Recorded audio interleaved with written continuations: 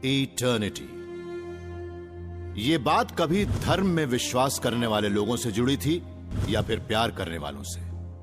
अब कुछ साइंटिस्ट्स मानते हैं कि समय शायद कभी खत्म ही नहीं होगा, लेकिन अगर इटर्निटी वाकई है तब तो सचमुच कई बड़ी अजीब चीजें होंगी।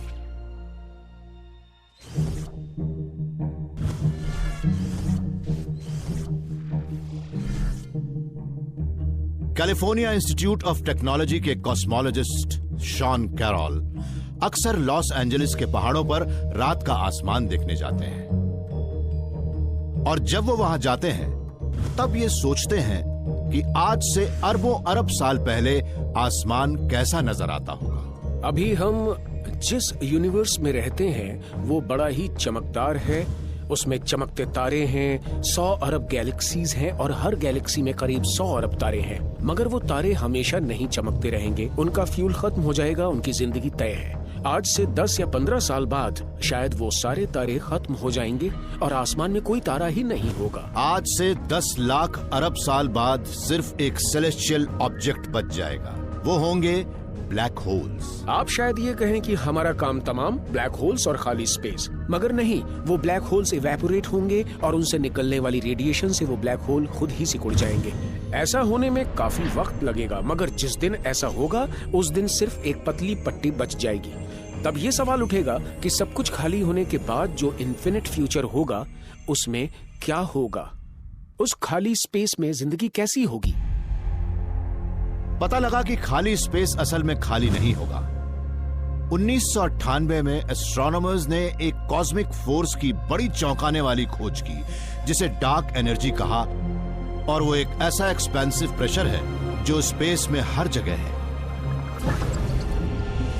आने वाले दिनों में खाली ब्रह्मांड में भी वो एनर्जी भरी होगी, और क्वांटम मैकेनिक्स मानता है कि जहां कहीं भी एनर्जी होगी वहां पार्टिकल्स अपने आप ही बनने लगते हैं। वो डार्क एनर्जी खाली स्पेस में भरी होगी तो वहां टेम्परेचर भी होगा। मतलब ब्रह्मांड के आने वाले दिन एब्सोल्यूट जीरो नहीं है, यानी कि उस खाली स्पेस में भी टाइनी थर्मल फ्लक्चुएशन है। अगर हम मान लें कि ये अवन हमारा ब्रह्मांड है तो इसके अंदर देखने पर हमें कई चीजें नजर आएंगी। अगर 1000 अरब साल तक इंतजार करें तो हम देखेंगे कि ब्रह्मांड में एक इकलौता फोटॉन घूम रहा है। अगर ब्रह्मांड को ज्यादा वक्त मिलेगा तो और भी पार्टिकल्स बनेंगे। तब शायद 30 करोड़ अरब साल बाद एक ऐसी चीज सामने आए जो इंसान के दिमाग जितनी ही कॉम्प्लेक्स और अनोखी हो। और अगर हम और इंतजार करें, करोड़ अरब साल तक इंतजार करें, तो फिर हो सकता है कि नया बिग बैंग भी हो जाए और उस अफरा तफरी से एक नए ब्रह्मांड का जन्म भी हो जाए। शॉन मानते हैं कि इन रैंडम फ्लक्चुएशन से एक बड़ी समस्या खड़ी होगी। अगर ब्रह्मांड कभी खत्म नहीं होता तो इन्फिनिट समय की वजह से इन्फिनिट पॉसिबिलिटीज भी सामने आएंगी, और हमारा एक दूसरा रूप भी होगा जो ये मानेगा कि वो पहले आया है। और फिर उसके बाद मेरी ही कई कॉपीज बन जाएंगी। उनमें से कई की मेमोरीज भी मेरे जैसी होंगी और वो भी वही सोचेंगी जो मैं सोच रहा हूँ, और उनकी मेमोरीज भी बिल्कुल वही होंगी जो कि मेरी है। मगर उन कॉपीज में से मेरे ज्यादातर वर्जन्स मेरी तरह से बिग बैंग या दूसरी गैलेक्सी से नहीं जुड़े होंगे। इनमें से शॉन का हर वर्जन यही सोचेगा कि वो पहले आया था। वो सब यही मानेंगे कि वो पेंसिल्वेनिया में पले बड़े हैं, हार्वर्ड में पढ़े हैं और फिजिक्स की किताबें पढ़ी हैं। मगर वो असल में रैंडम फ्लक्चुएशंस होंगे जो अचानक ही पैदा हो गए और कल के वो घुसपैठिए खाली स्पेस में रहेंगे। अगर ब्रह्मांड कभी खत्म नहीं होता और इस तरह के फ्लक्चुएशंस होते हैं और वो हर काम करते हैं जो हम सोच सकते हैं, तो फिर हम अपनी मेमोरीज को एक्सेप्ट या बिलीव नहीं कर पाएंगे। अगर इंसान, गैलेक्सीज और ब्रह्मांड इस तरह से रैंडमली फ्लक्चुएट होते रहे तो अंत में तो ये ब्रह्मांड की असली तस्वीर नहीं होगी। अभी तो यहाँ डार्क एनर्जी है और वो शायद कांस्टेंट है।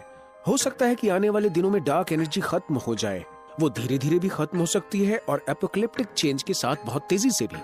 चाहे जो भी हो, एक न एक दिन वो डार्क एनर्जी खत्म तो होगी और तब ब्रह्मांड का टेम्परेचर भी शून्य हो जाएगा और उस वक्त हमें उन दूसरे शॉन्स से भी छुटकारा मिल जाएगा और बुरी मेमोरीज भी मिट जाएंगी। उससे हमें कॉस्मोलॉजी की नई थ्योरी मिलेगी जिसके मुताबिक अगर कोई इंसान होगा तो वो एक असली ब्रह्मांड में ही होगा।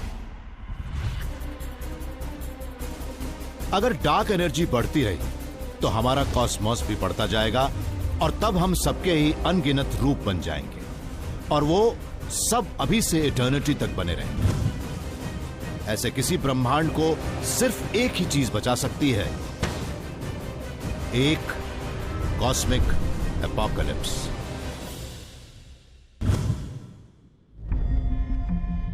तो आखिर ब्रह्मांड का मतलब क्या है?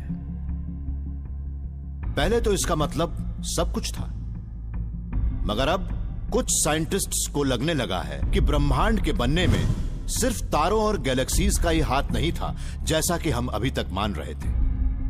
हो सकता है कि हम बहुत बड़ी चीज का एक छोटा सा हिस्सा हो, एक मल्टीवर्स का, वो मल्टीवर्स जो कभी खत्म नहीं होगा, वहां जहां हमारे ब्रह्मांड जैसे ब्रह्मांड पलक झपकते ही बनते और खत्म होते हैं।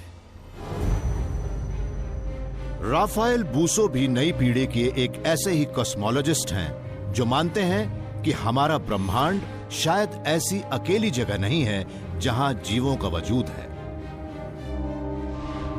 वो मानते हैं कि नए नए ब्रह्मांड लगातार बनते रहते हैं और वो एक विशाल मल्टीवर्स के अंदर होते हैं। उस मल्टीवर्स में अलग अलग रीजन्स होते हैं। वो अलग अलग रीजन इतने बड़े होते हैं कि अगर कोई उसके अंदर रहता है तो वो वैसे ही रहेगा जैसे एक अकेली मछली एक बड़ी टंकी में रहती हो। ऐसा भी हो सकता है कि वहां कुछ और हो ही नहीं। आप ये मान लीजिए कि हम जिस ब्रह्मांड में रहते हैं वो एक गुब्बारे जैसा है। शुरुआत में तो वो एक कॉम्पैक्ट स्पेस के एक छोटे से टुकड़े जैसा होता है, मगर बिग बैंग के वक्त एक पावरफुल फोर्स इन्फ्लेशन उसे पलक झपकते ही बड़ा कर देता है। 14 अरब साल बाद हम सब उस फूले गुब्बारे की दीवारों के अंदर रहते हैं और हमें उसके बाहर का कुछ पता नहीं होता। मगर राफाएल मानते हैं कि गुब्बारे के बाहर इन्फ्लेशन चलता ही रहता है। वो लगातार स्पेस के छोटे टुकड़ों को फुलाता रहता है।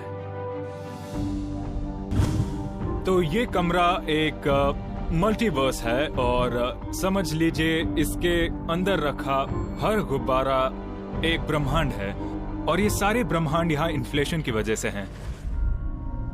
राफाएल की इस इन्फ्लेशन वाली राय की जड़ है वो सच्चाई जिसे स्ट्रिंग थियरी कहते हैं और उसके मुताबिक स्पेस के 3 नहीं बल्कि 9 डायमेंशंस हैं। हमारे ब्रह्मांड में तो 6 डायमेंशंस सबसे छोटे पार्टिकल से भी ज्यादा छोटे होकर आपस में सिमटे हुए हैं। हो सकता है कि कोई ऐसी जगह होगी जहां 9 स्पेशल डायमेंशंस बड़े हो जाते हों। कुछ ऐसी जगह भी होंगी जहां 3 से कम बड़े होते हों। मतलब इन्फ्लेशन से स्पेस के कुछ डायमेंशंस तो फैलते ही हैं, मगर जरूरी नहीं कि सभी फैल जाएं। इन फूले हुए गुब्बारों की तरह स्पेस के इन्फ्लेटेड डायमेंशंस भी बड़े अनस्टेबल ही होते हैं और एक वक्त पर फट भी जाते हैं। आप भी देख सकते हैं कि जब मैं इस कमरे में घूमता हूं तो ये गुब्बारे बहुत धीरे धीरे एक एक करके फट रहे हैं और अगर आप अपनी नजरें एक ही गुब्बारे पर टिका लें तो आप भी देखेंगे कि वो एक वक्त पर फट जाएगा। उसी तरह से हमारा ब्रह्मांड भी एक दिन खत्म हो जाएगा। इन्फ्लेशन किस तरह से स्पेस के सिमटे हुए डायमेंशंस को म्यूटेट करता है, इसकी स्टडी करके राफाएल ने यह पता लगा लिया कि इन्फ्लेटेड यूनिवर्स बनाने का रेट उनके खत्म होने के रेट से कहीं ज्यादा है। मतलब भले ही हर पल ब्रह्मांड खत्म होते रहते हों, लेकिन उसी वक्त कई और बनते भी रहते हैं। इस तरह से मल्टीवर्स लगातार बढ़ता रहता है और वो शायद कभी खत्म भी नहीं होगा। इस पैटर्न को एटर्नली इन्फ्लेटिंग मल्टीवर्स कहते हैं। अगर आप इस कमरे को बाहर से देख रहे हो तो आपको लगेगा कि ये कभी खत्म नहीं होगा, हमेशा बना रहेगा। हो सकता है कि मल्टीवर्स कभी खत्म ना हो, मगर शायद ही कोई उसका एहसास कर सके, क्योंकि हम उस ब्रह्मांड से बाहर निकल ही नहीं सकते जिसमें वो बना है।